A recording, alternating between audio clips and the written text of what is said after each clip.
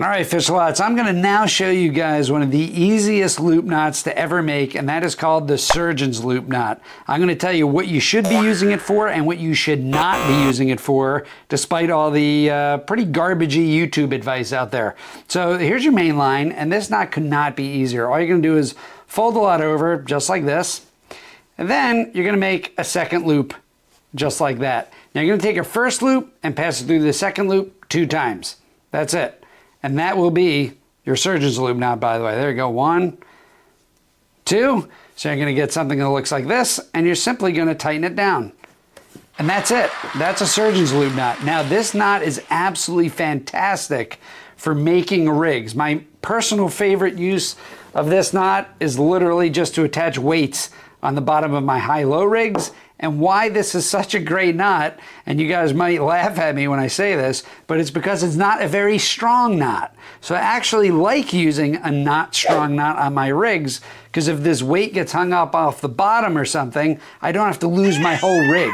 This knot will give way because it's not the strongest knot, and I'll save my whole rig, which is just an excellent reason to actually use the knot because of its lack of strength. How about that? And that's the reason why, if you see YouTubers out there telling you to use a surgeon's loop knot for attaching lures or something like that, that it's just not right for that, because it's just not a very strong knot. Now, what if you were tying that same knot, a surgeon's loop knot, with braid? Does anything change? And I would say yes. Braid is a much lower diameter line. So what you're going to do is you're going to fold this over just like you did before.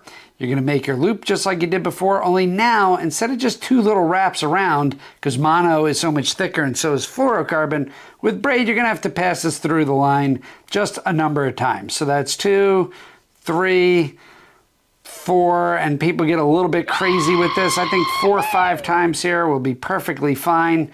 And now you cinch it down, and now that braid is going to be able to cinch down on each other because it's going to be bigger around that knot. Again, the lower diameter, if you just do 2 times, this knot will most likely slip under very minimal pressure. Again, not the strongest knot in the world, even for braid, but if you make multiple wraps like that, you're going to exponentially increase the strength of this knot right here. And if you want to know a knot that's really good for your lures and about 10 times stronger than this knot right here, click on this video where I go deep into a very special loop knot that could do wonders for your fishing.